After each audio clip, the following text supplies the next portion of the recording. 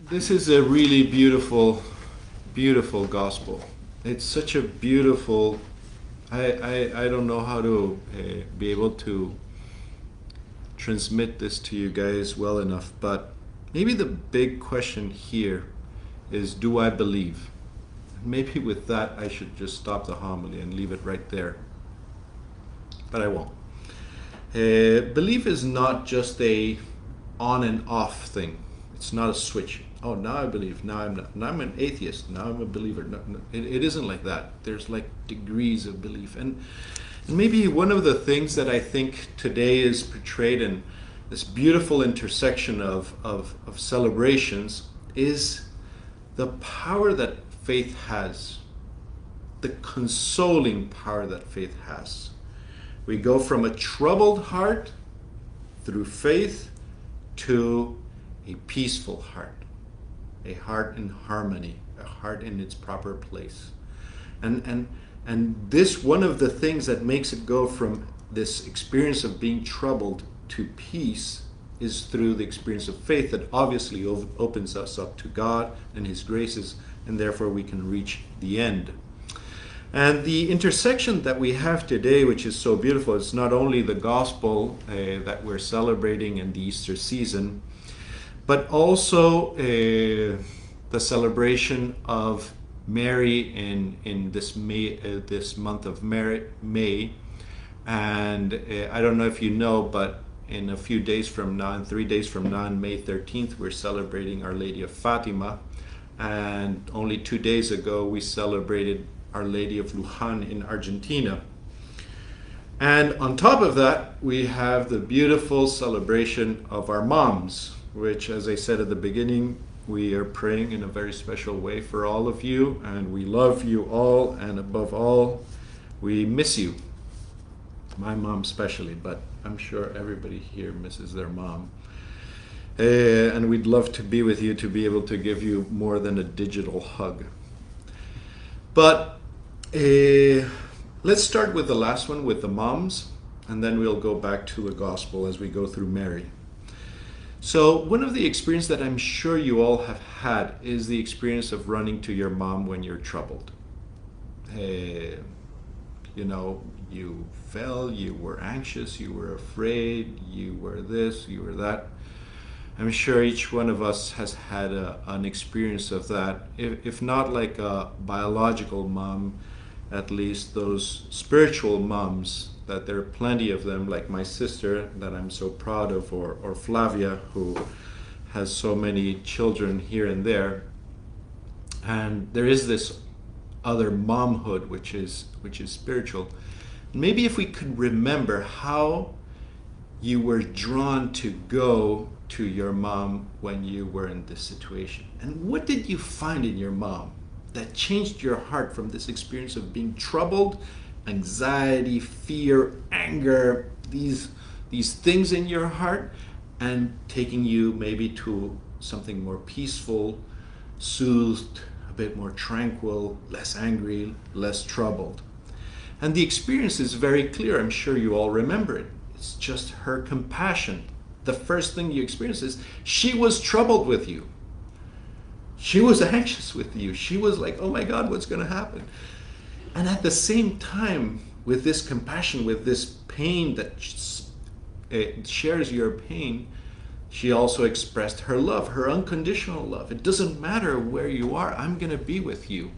And it's so beautiful in the Passion of Christ of Mel Gibson. You see, like, when Jesus trips as a little boy, Mary is like running toward her like superwoman, flying over the air to go and embrace him.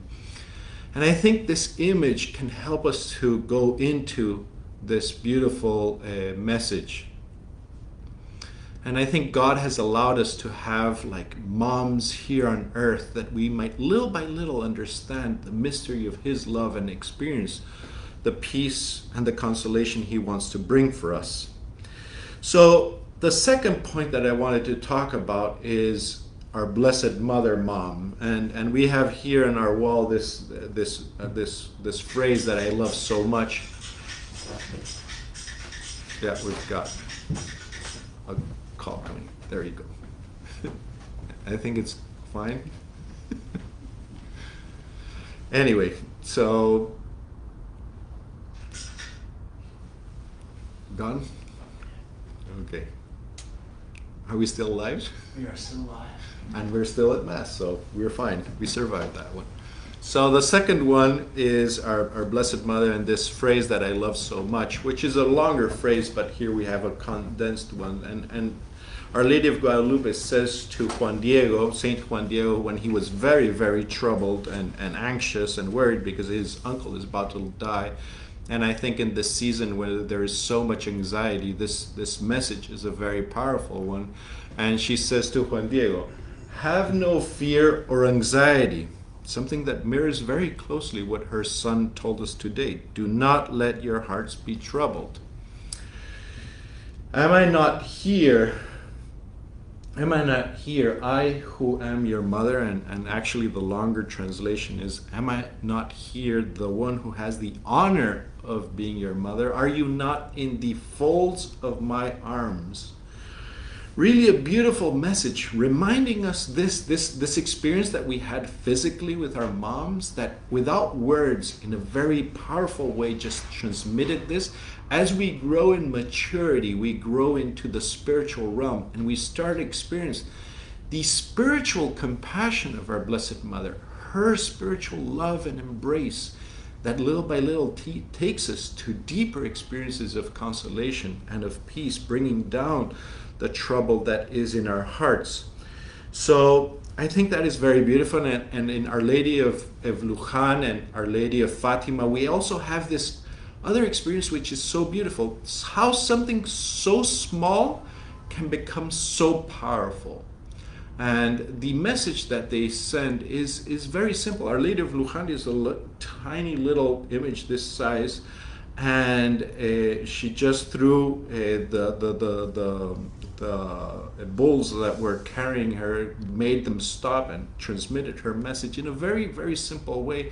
And the impact she had was huge. Also in Fatima, the message, like the angel teaches the children a prayer, that it's so simple.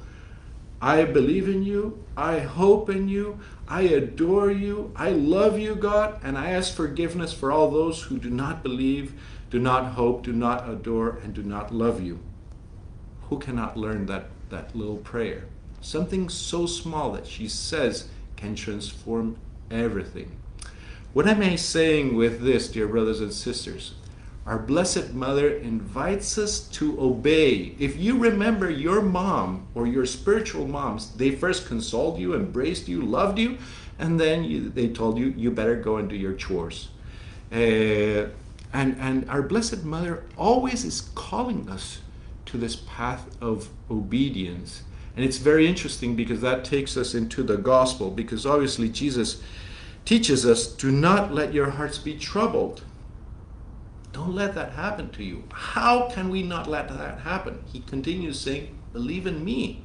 I am here. I am God, all powerful, and I'm taking care of you. He even says, we have prepared in heaven a place that is prepared for you, with your name, with your characteristic. It is done for you. And if you don't believe me, believe in the works, believe in the miracles that happened in Fatima, the miracles that happened in Luján, the miracles that have happened all over the place. Believe at least in the works. That will help you to be able to trust, to receive him. And then he says these words through the question of Thomas, I am the way. How is it that this faith really gets root into our hearts? How is it that we walk from this experience of being troubled to this experience of peace? It is when we allow Jesus to be the way, the truth, and the life of our life. When we start to obey as our moms have taught us, even though we did not understand them, even though they sometimes did not make that much sense.